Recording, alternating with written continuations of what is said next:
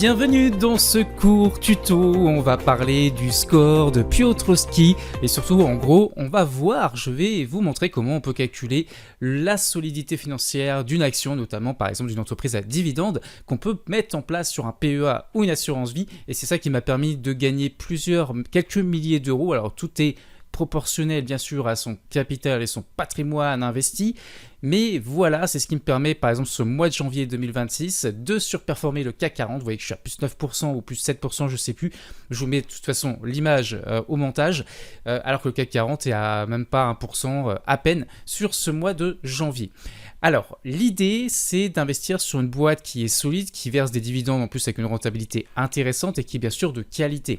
Et du coup, lorsqu'on investit une somme importante sur ce genre de valeur, un simple plus 10%, ça peut déjà te faire en termes de montant gagner une belle plus-value latente. Donc on va être moins gourmand éventuellement sur ce genre de stratégie si on veut prendre des plus-values, mais en attendant, l'avantage c'est qu'on va percevoir des dividendes et une belle renta sur dividendes, et ça permet de patienter jusqu'au jour où nos actions vont se valoriser pour faire éventuellement une plus-value si on veut concrétiser partiellement, totalement, ou même conserver juste pour les dividendes, c'est aussi possible. Mais en tout cas, il y a un critère qui est très important pour ça, c'est avoir une entreprise avec une solidité financière très importante, comme ça elle va pouvoir maintenir ses dividendes, et surtout c'est aussi un gage de qualité pour l'entreprise.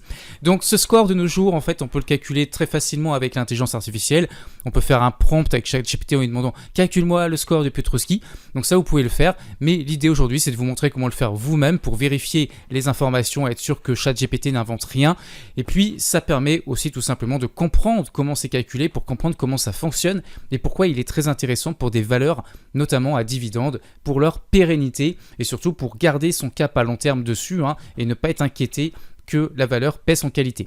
Et l'idée, vous allez voir, c'est d'avoir un score le plus haut possible, mais c'est que chaque année, lorsqu'on va recalculer par exemple ce score sur nos actions à dividendes qui restent en portefeuille, si le score il a tendance à baisser, c'est déjà une alerte. Déjà, tu vas pouvoir te dire, est-ce qu'il faut que je conserve l'action? Est-ce que c'est une baisse qui est durable ou est-ce que c'est juste une année difficile et ça repart? Donc ça sera quelque chose qui nous dira, attention à surveiller, peut-être qu'il faut que je prenne mes gains ou que j'arrête, j'ai encaissé les dividendes et que je clôture la position.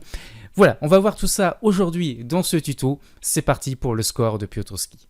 Alors, dans ce cours, je vais vous expliquer ce que c'est le score de Piotrowski, ensuite je vais vous montrer ses limitations, et enfin je vais vous donner mon tableau personnel que j'ai appliqué sur Realty Income, qui est ma plus grosse ligne à dividendes dans l'ensemble de mon patrimoine, et qui me permet de faire des belles plus-values aussi actuellement, comme j'ai pu faire sur Total Energy et Crédit Agricole. Alors, qu'est-ce que le score de Piotrowski? C'est une note qui va de 0 à 9 qui évalue la solidité financière d'une entreprise. Ça a été créé par le professeur Joseph Piotrowski en 2000 et qui analyse en gros 3 critères principaux, mais qui sont eux-mêmes remplis de plusieurs critères. Donc la rentabilité avec 4 critères, le levier liquidité avec 3 critères, l'efficacité avec 2 critères. Ça donne un score sur 9, donc entre 8 et 9 c'est une super entreprise, 5 et 7 c'est correct, c'est-à-dire qu'il faut voir en fonction du secteur, c'est ça la problématique de ce score, c'est qu'il ne prend pas en compte les différences entre les secteurs, et puis 0 et 4 c'est attention danger, signaux d'alerte. Donc on va privilégier des scores entre 8 et 9 pour avoir des choses qualitatives. D'ailleurs je vais vous donner l'exemple de Air Liquide que j'ai tradé, vous avez pu voir en introduction de cette vidéo. Gaz industriel que je vous avais signalé il y a quelques semaines. Aujourd'hui, je vous montre pourquoi le titre a tellement bougé et pourquoi j'ai pris un gain partiel. Le mercredi, alors que les indices américains ont beaucoup baissé, moi mon portefeuille est monté, notamment ici tu peux le voir par exemple avec Orange qui est en pleine tendance en portefeuille, et puis surtout Air Liquide qui a pris plus 5,7% ce mercredi. Alors tu te demandes peut-être quelle est la raison, c'est tout simplement sur la Commission européenne qui pourrait assouplir son système d'échange de quotas d'émissions, donc ça permet du coup d'assouplir un petit peu les règles et du coup d'avoir moins de pression financière liée à la décarbonisation. Et tu peux voir donc que là, ça y est, j'ai déjà pris un gain partiel, tu as mon trade juste en dessous, tu vois ça a bien progressé, j'ai pris mon gain partiel, je peux mettre un stop sur ce trade sur mon niveau d'entrée, comme ça si ça se retourne je risque plus rien, et puis maintenant je laisse courir le reste de la position des fois que ça finit à moyen terme de monter beaucoup plus haut, et vous expliquer pourquoi j'ai investi dessus pour les dividendes, mais surtout pour faire une plus-value en réalité. Mais les dividendes, si la plus-value se faisait pas, les dividendes me permettent de maintenir, de patienter en attendant, surtout au nominatif. Je le rappelle qu'on a les actions gratuites, etc., qui améliorent le rendement sur cette valeur, et vous allez voir que le score de Piotrowski sur Air Liquide, il est très bon, puisque vous le voyez ici, je vous ai mis un tableau que je peux vous agrandir si vous voulez. Donc vous allez voir, on va retrouver ces barèmes dans la fiche d'après, mais vous voyez que le score est de 8 sur 9, puisque ça répond à tous ces critères-là. Donc on va aller voir d'ailleurs ces critères si vous voulez, mais c'est pour montrer pourquoi j'ai investi sur Air Liquide, parce que c'est une valeur solide et le rendement sur dividende était correct suite à la baisse qu'il y avait eu dessus. Donc les 9 critères du score de Piotrowski, on a des critères de rentabilité ici avec 4 critères. Donc on a le résultat net divisé par l'actif total. Bon, je ne vais pas tout détailler, mais en gros c'est le ROA, il faut qu'il soit positif. Moi j'ai rajouté le ROIC en bonus, mais bon voilà, ça ne fait pas partie du score à la base.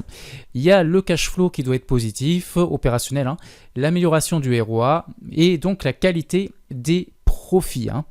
Donc, ensuite, il y a le levier, c'est-à-dire réduction de l'endettement, dette long terme inférieure à la dette long terme de l'année précédente, c'est-à-dire moins d'endettement d'année en année. L'amélioration de la liquidité courante, pas d'émission d'actions, c'est-à-dire plutôt du rachat d'actions. Et enfin, l'efficacité, qui est donc les 2 derniers critères, c'est-à-dire amélioration des marges brutes ici.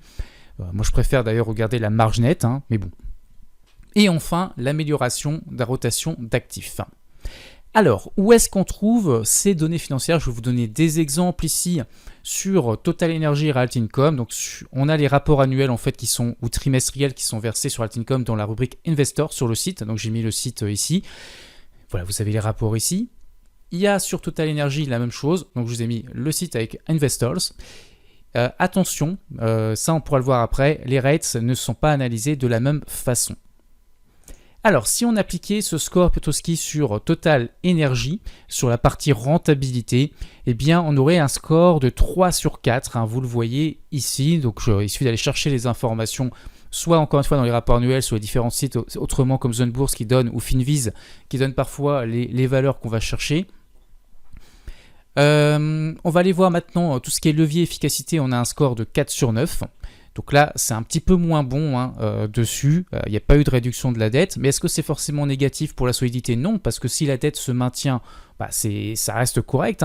Ce qui compte, c'est qu'elle n'augmente pas dans le temps, en fait, surtout. Mais bref, en tout cas, voilà, ça me donne un score de 4 sur 9 au total sur Total Energy, qui n'est pas exceptionnel, puisqu'on est même inférieur à 5. Mais en réalité, c'est le secteur qui veut ça, parce que le secteur des énergies ne s'analyse pas comme les autres secteurs, et en réalité, Total Energy est plutôt tout à fait correct dans son secteur. Donc c'est pour ça que c'est un score qui peut être très intéressant sur beaucoup de valeurs et beaucoup de secteurs, mais il y a des secteurs comme celui de l'énergie ou de l'immobilier qu'on va voir ensuite, qui sont moins pertinents pour utiliser ce score. Donc c'est un petit peu la problématique, parce que Total Energy est bien sûr une entreprise solide et toujours solide actuellement. Alors, ce qu'on va faire, c'est qu'on va faire une adaptation de tout ça sur les rates. Donc voilà les ajustements, c'est que la FFO, c'est-à-dire en gros c'est les fonds, en gros on va dire c'est ce qui est vraiment dégagé en liquidité suite à toutes les opérations et tout ce qui est dépenses. Donc en gros c'est la mesure de la performance clé pour les rates. Le cash flow opérationnel qui peut rester pertinent, l'endettement sur les actifs totaux, donc le ratio dette totale sur actifs totaux, et enfin ici j'ai mis pas de marge brute au sens classique, on regarde les marges opérationnelles, mais bon ça voilà. Alors, ce qu'on va aller voir maintenant, ensuite, c'est comment j'ai adapté ce score de Piotrowski à ma propre façon d'analyser. Ce que je regarde surtout pour savoir si ma foncière va être solide. On pourrait faire une adaptation aussi pour, bien sûr, le secteur de l'énergie, pour Total Energy, parce qu'on l'a vu, c'était pas forcément pertinent. Mais en tout cas, pour Air Liquide, sur les autres entreprises, c'est tout à fait pertinent. Donc, il n'y a pas de problème avec ce score-là. Mais pour les rates, du coup, j'ai fait une adaptation. Donc, je rappelle que c'est ma plus grosse ligne. Vous pouvez voir à l'écran ici sur mon contrat assurance vie. Et encore, j'ai réduit, parce qu'avant, j'étais à plus de 40 000 dessus. Donc, c'est pour ça. Imaginez, c'est pour ça que je vous dis que j'ai pu gagner plusieurs milliers d'euros. Parce que si vous faites un simple 10% sur 30 000 ou 40 000 investis, ça fait 3 à 4 000 euros de gagné. Et si vous allez chercher du 15%, ça fait encore bien plus. Et voilà, donc c'est pour ça que sur des small caps, ce genre de choses, on ne va pas investir des grosses sommes comme ça. Par contre, si on va investir beaucoup de capital sur ce genre de valeur, il faut que la valeur soit solide, que ça soit une grosse cap. Et c'est pour ça que j'ai pu le faire ici. Comme vous investiriez en immobilier, vous pouvez investir peut-être 100 000 euros sur un bien immobilier ou plus, ça dépend de votre crédit. Vous voulez que votre appartement soit de qualité dans une ville solide où il y a beaucoup de locations, etc., avec un rendement locatif qui soit correct. Donc vous allez prendre en compte tout ça et bien sûr les niveaux de valorisation dont on ne parle pas aujourd'hui, mais bien sûr quand j'ai acheté Air Liquide, je l'ai acheté parce qu'elle était basse, évidemment. Donc il y a tout ça à prendre en compte et donc pour aller, on ne va pas mettre 100 000 euros sur une action, il faut toujours diversifier, mais si on veut investir des grosses sommes sur une grosse cap, il faut qu'elle ait ce bilan solide qu'on va voir maintenant sur les REITs, c'est ce que j'applique ici. Donc on est parti, on va voir le prochain slide. Ici, donc les conclusions. Le score de Piotrowski en pratique, les forces, c'est la méthodologie qui est simple et objective, ça identifie rapidement les entreprises solides, etc. Bon, je ne vais pas tout vous lire. Par contre, les limites, c'est qu'on ne capture pas tous les aspects qualitatifs. Ça peut être biaisé pour certains secteurs comme l'énergie, la tech ou les rates. Le score ponctuel ne prédit pas l'avenir et il doit être complété par d'autres analyses. Donc moi, ce qui m'intéresse surtout, c'est d'avoir un bon score de départ et de voir l'évolution de ce score avec les mêmes critères d'année en année. C'est-à-dire chaque année, je vais refaire le score de mes entreprises si je les ai toujours en portefeuille pour les dividendes et je vais voir si le score se maintient, s'il baisse ou s'il augmente. Et s'il baisse, est-ce qu'il reste correct ou est-ce qu'il a trop baissé? Du coup, il faut sortir de position parce que ça devient risqué. Donc c'est ça qu'il faut prendre en compte surtout, c'est l'évolution et qu'il soit relativement solide à la base. Le score de Piotrowski en conclusion, c'est un excellent outil de présélection pour identifier des actions à dividendes solides. Mais il faut le combiner avec l'analyse du secteur, de la valorisation, ce que je vous ai dit. Donc moi j'utilise aussi l'analyse technique pour ça, mais on peut utiliser des ratios de valorisation. Enfin, ça mériterait une autre vidéo spécifique à ça ou une formation. Et de la durabilité du dividende, sa pérennité pour une décision complète. Bon, moi, Realty Income, vous allez le voir, ça cochait toutes mes cases, surtout avec mes critères que j'ai réadaptés. Parce que là, vous avez les critères de Piotrowski, vous allez maintenant voir les critères de Tonton Farid. Donc on est parti, je vais vous montrer ça ici, sur le slide d'après. Donc bien sûr vous pouvez aller voir les comptes de résultats, les bilans, etc. pour trouver les informations pour remplir la fiche de Piotrowski, je vous en montrais en début de vidéo. Et maintenant on va aller voir un cas pratique sur Realty Income ici pour le score de Piotrowski adapté par Tonton Farid. Alors voici mes 9 critères que vous voyez à l'écran. On va commencer par l'AFFO. Donc on est parti pour ce cas pratique. Ici vous avez l'AFFO, donc il faut qu'il soit stable ou en hausse. Vous avez le payout ratio sur AFFO, parce que les REITs justement ça ne s'analyse pas comme une autre entreprise pour calculer le payout ratio, sinon on aurait des choses qui dépasseraient les 100%. Donc c'est vraiment sur les fonds propres qu'on va regarder ça. Le cap rate versus le coût de la dette, il faut qu'on ait un spread positif, c'est un élément très intéressant ça je trouve sur les REITs, même les actions d'ailleurs. Et ça je vais le voir en dernier point, je vous expliquerai comment trouver ça. Ensuite, il y a le poids du plus gros locataire. Moi, j'ai mis inférieur à 5% pour aller à 6%, évidemment. D'ailleurs, on va mettre 6%, faut pas exagérer. Allez, non, on va laisser 5%. C'est pour ça que j'ai un -1, sinon j'aurais une note maximale en fait sur Realty Income. Donc, je vais laisser 5% pour avoir un critère un peu difficile. Les dettes, tout asset, donc en gros le taux d'endettement, il faut qu'il soit inférieur à 50% de mon point de vue, et surtout que les intérêts soient bien couverts, c'est-à-dire qu'on ait vraiment un interest cover qui soit relativement élevé, peu importe le chiffre, en général on aime bien que ça soit 3 fois supérieur, mais si ça peut être un peu moins c'est pas grave, ce qui compte c'est regarder l'ensemble. En tout cas voilà, l'endettement doit être maîtrisé. Le net profit margin qui doit être supérieur à celui du secteur, je vais vous montrer aussi comment trouver cette information. Que les dividendes soient en hausse idéalement, c'est pas obligatoire, mais moi je préfère, ça veut dire qu'il y a un peu de croissance sur la rate, croissance ou stable, ou alors que ça se maintienne dans le temps. Un patrimoine diversifié, donc ça c'est la qualité du patrimoine et des locataires. Plusieurs secteurs d'activité des locataires notés investment grade, donc c'est le cas ici. Donc ça se trouve tout ça sur le site de Realty Income ou de la foncière. Dans les rapports annuels, vous allez trouver toutes ces informations en réalité. Et le taux d'occupation, vous trouvez ça aussi dans les rapports annuels. Ou sur le site, c'est même affiché en page d'accueil en général. Donc supérieur à 95%. Et si c'est entre 90 et 95%, c'est-à-dire en gros un peu plus bas, il faut que ça soit stable sur plusieurs années. C'est-à-dire si ça fait 5 ans qu'on est à 90%, c'est pas gênant. Ça veut dire qu'il y a peut-être 10% qu'ils n'arrivent pas à relouer, mais par contre, ils maintiennent un taux d'occupation qui reste supérieur à 90% dans la durée, donc ça reste stable. Si c'était en baisse et qu'on passait à 89%, ça serait alerte rouge. Voilà, ou 88, vous comprenez l'idée. Alors pour le critère, le net profit margin en hausse, par rapport au secteur, on va aller donc sur investing.com, on va aller ici dans Financial, dans les ratios, et donc on va descendre dans profitabilité Et là, ce qu'on va regarder du coup, c'est alors vous pouvez bien sûr vous faire un avis en regardant le gross margin, mais nous on va regarder le net profit margin ici. Et vous voyez que le secteur, donc il faut regarder le TTM, hein, le secteur est à 29,7. Et là, on a un net profit margin qui est à 17,14%. Donc il est inférieur. Par contre, vous voyez que les autres ratios sont tous supérieurs. Hein, le gross margin 92 supérieur à 68, opération supérieure. Donc en réalité, ici on devrait avoir un +1 en notation, parce que globalement, financièrement, c'est supérieur au secteur. Mais là, sur notre critère, on va mettre un -1 sur notre fiche, hein, puisque vous voyez que c'est inférieur au secteur sur le net profit margin. Ça peut s'expliquer par plein de choses, hein. Mais voilà, ça peut être juste temporaire, hein, juste pour l'année en cours, mais en tout cas ça va faire partie de notre note. Donc là on a en fait sur le net profit margin un -1 en réalité, et non pas un +1 comme j'avais mis tout à l'heure. Donc ça fait une note comme ça de 7 sur 9, ce qui est très bon. Par contre ici comme je vous ai dit, je préfère mettre comme 6% parce que j'étais un peu restrictif, hein, sur les 5%, c'est peut-être un petit peu exagéré. 6% ça reste raisonnable, et donc ici vous allez voir qu'en réalité, eh bien c'est un +1. Donc voilà, on est entre 7 sur 9 et 8 sur 9, hein, peu importe, ça dépend si vous voulez baisser ce critère, mais en réalité moi j'applique plutôt 6%, hein, c'est ce que je recommande plutôt, parce que 5% c'était un petit peu bas quand même. Voilà, donc ça fait comme une note de 8 sur 9, hein, pour moi en tout cas dessus. Donc on verra l'année prochaine quand je referai ce petit bilan ce que ça donnera.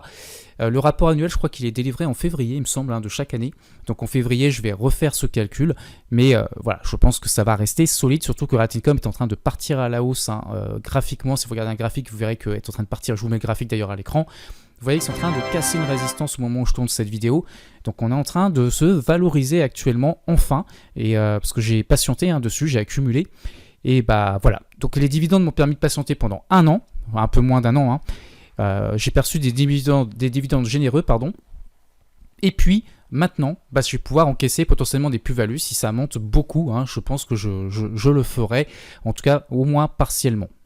Alors, on est parti sur le site Allwright. D'ailleurs, vous voyez qu'ici, hein, si on note l'ensemble des critères dont je me suis beaucoup inspiré pour faire ma grille, on est à 100 sur 100. Hein. Donc là, on a quasiment le maximum. Donc ils sont un peu plus positifs encore que moi avec c'est 8 sur 9, hein, voire 7 sur 9. Mais voilà, Realty-Income est très bien noté. Et donc voilà, on va regarder donc les dividendes. Est-ce qu'ils sont croissants dans la durée? La réponse c'est oui. Donc là, on a bien un +1. Donc là, on a l'information juste d'un coup d'œil, hein. On peut voir qu'on a un rendement actuel surpris parce que c'est remonté pas mal, hein. Vous voyez ici au niveau du prix à 5,11%. On a un payout ratio ici à 76,4%. Donc là, on est dans le vert aussi. Donc c'est un +1 par rapport à ma grille, hein. Je vous rappelle, le payout ratio, on l'avait mis ici sur AFFO. Donc il doit être inférieur à 85% et stable sur plusieurs années. Donc là, c'est le cas. On est même plutôt sur la moyenne à 5 ans, hein. On est même un tout petit peu en dessous. Donc là, on a même baissé. On va pouvoir aller voir maintenant, donc la FFO, on regarde ici le critère, on voit que c'est en train de monter, donc ça c'est +1 aussi, donc on a beaucoup de liquidités qui rentrent. L'endettement est à 40,2%, donc c'est dans le vert aussi, c'est positif. Vous avez en dessous le taux d'intérêt couvert, c'est 4 fois les intérêts qui sont couverts, donc c'est quand même très intéressant, hein. Donc voilà, tout est dans le vert. Taux d'occupation 98,7%, et vous voyez que c'est stable dans la durée, ça fait depuis 2023 maintenant que c'est stable. Ici par rapport à l'historique qu'on voit, hein, on est à 99%, on est à 98,7%, ça a à peine baissé. Le plus gros occupant, alors c'est 3,3%, donc en plus je suis en dessous des 5% que j'avais dit tout à l'heure. Je ne sais pas pourquoi j'avais mis un -1 à la base, parce qu'en fait c'était +1 quoi qu'il arrive. Donc voilà, ça nous fait un score de 8 sur 9. Vous voyez que vous avez les principales informations ici. Ce qui manquait, c'était sur Investing, pour la marge. Et puis enfin, il reste donc le dernier point qu'on va aller voir, qui correspond au cap rate versus coût de la dette. En gros, pourquoi on veut un spread positif? Ça veut dire qu'en fait, on va investir sur des actifs qui vont avoir un rendement supérieur à ce que ça nous coûte en termes d'endettement. Donc on va aller voir ça, et de dépenses, hein. Donc on va aller voir ça ici. Voilà, je vous ai mis les différentes ressources si vous voulez. Il y a ce site qui est intéressant d'ailleurs, hein, le sec.gov si vous voulez aller voir. Et donc ici, je vais augmenter peut-être, hop, 7 en quart. Donc voilà, ça c'est ce qu'on va trouver dans le rapport annuel. Donc le cap rate moyen, donc section business ou management discussion dans le rapport annuel, ils vont indiquer le taux de rendement moyen des acquisitions réalisées sur toute l'année. Donc ça c'est dans le rapport annuel. Vous avez la même chose dans le rapport trimestriel. Moi je le fais qu'une fois par an, j'ai pas envie de m'embêter, mais idéalement vous pourriez regarder cet indicateur tous les trimestres. Donc là voilà, donc vous allez trouver cette information ici. Donc qu'est-ce qu'on a? On a un coût de la dette qui va nous indiquer ici un tableau. En fait, on va trouver ça dans un tableau où on aura toutes les obligations émises avec leur taux d'intérêt respectifs. Donc le coût de la dette, en gros le coût de l'endettement. Et la notation de la dette, on la trouvera aussi. Donc ça, je ne l'ai pas mis dans mon tableau, mais si on est bien noté au niveau de la dette, c'est toujours positif aussi, bien évidemment. Et donc maintenant, je vais vous montrer le calcul. J'ai utilisé tout simplement ChatGPT pour qu'il aille me chercher les informations directement. Donc voilà, on va retrouver cet encart ici. Donc, on va retrouver ça dans les rapports financiers. Donc ça, je vous l'ai déjà dit, dans Earnings With. Et le cap rate, rendement des achats, donc dans son rapport du troisième trimestre 2025, donc là c'est pas dans le rapport annuel, c'est dans le troisième trimestre qui m'a donné l'exemple. Realty Income indique avoir investi 380 millions de dollars aux USA avec un rendement initial de 7% et des investissements en Europe à 7,5%. Le coût de la nouvelle dette en octobre 2025, donc la société a émis des obligations à 3,95% échéance 2029 et une autre à 4,50% échéance beaucoup plus longue, qui est super intéressant, 2033. Par contre le taux est un petit peu plus élevé forcément. Le calcul du spread, donc en prenant un rendement d'achat moyen à 7,2%, on va dire, on pourrait dire 7%, peu importe, et un coût financier neuf moyen, de financement neuf moyen d'environ 4,2%, on obtient un spread de 3%, et c'est ce chiffre qui prouve que chaque nouvel immeuble acheté par Realty Income crée immédiatement de la valeur pour toi. Et puis si vous voulez vous faire un avis global chaque année sur votre valeur, ou si vous voulez sélectionner votre valeur, moi j'ai choisi Realty Income parce qu'on a des locataires qui sont très diversifiés. J'ai dû vous le mettre en critère d'ailleurs, il me semble, dans mon tableau. Poids du dernier locataire, voilà, patrimoine diversifié et locataire. Donc il faut que les locataires sont évalués investment grade. On peut voir ça sur le rapport aussi annuel. Et donc il y a plusieurs secteurs d'activité, mais vous pouvez aller voir directement le portefeuille, vous pouvez le traduire la page si vous voulez, ça c'est pas un souci. Et donc vous avez ici le taux d'occupation qui est indiqué, les secteurs, la diversification géographique, puisqu'en fait ils ne sont pas investis qu'aux États-Unis, mais ils sont investis aussi en Europe. Vous avez les principaux clients, vous voyez qu'on a du Lifetime, Athletic, le type d'actifs, bref, vous avez toutes les informations sur le site officiel, donc il ne faut pas hésiter bien sûr à aller regarder ça. Et puis si vous voulez un aperçu directement de ce qu'on possède comme bien immobilier, vous avez tout ça ici. Encore une fois, vous pouvez traduire avec Google, c'est facile. Et donc voilà, vous avez les secteurs représentés, donc épicerie, magasin, amélioration de la maison, donc il y a des commerces aussi, des restaurants, santé, remise en forme des salles de sport, des magasins alors ils ont mis de drogue, c'est assez marrant, des services automobiles, donc c'est pas de la drogue évidemment, restaurants décontractés et voilà, des marchandises de manière générale. Donc on est bien diversifié, les locataires sont prestigieux, regardez les locataires qu'on a. Alors, je ne les connais pas tous, mais B&Q, c'est connu. Walgreens, c'est connu. 7-Eleven, c'est connu. Bon, ça, on n'a pas parce que c'est la traduction qui est mauvaise. J'aurais pas dû le mettre, j'aurais pas dû le traduire. Donc, c'est Lifetime Fitness. Bref, et surtout, regardez cette valeur qui est là, qui est extrêmement connue. Alors, CVS Pharmacie, elle est connue aussi. Bref, elles sont sans doute toutes connues, mais je ne les connais pas toutes. Il y a Walmart qui est extrêmement connue, parce qu'elle fait partie de mon portefeuille stock picking, d'ailleurs Walmart, et surtout il y a Home Depot qui est extrêmement connu, et Los Angeles Fitness, enfin je pense que c'est ça, LA, qui est là aussi parmi la diversification de patrimoine. Donc voilà, tout cet exemple pour te montrer que ça peut être une façon très intéressante pour sélectionner les rares grosses valeurs sur lesquelles tu peux vouloir investir pour du long terme avec des sommes peut-être plus importantes que ce que tu fais en swing trading ou en trading ou autre habituellement, parce que tu vas avoir une confiance beaucoup plus forte, et plutôt que d'acheter un appartement peut-être dans ta ville, là en 2 clics de souris sans frais de notaire, tu peux acheter Realty Income sur ton assurance vie, donc sans fiscalité sur les plus-values, eh bien tu peux acheter ton immobilier et du coup gagner pas mal de milliers d'euros juste en restant assis sur ton canapé devant ton ordinateur et faire de la renta assez rapidement parfois.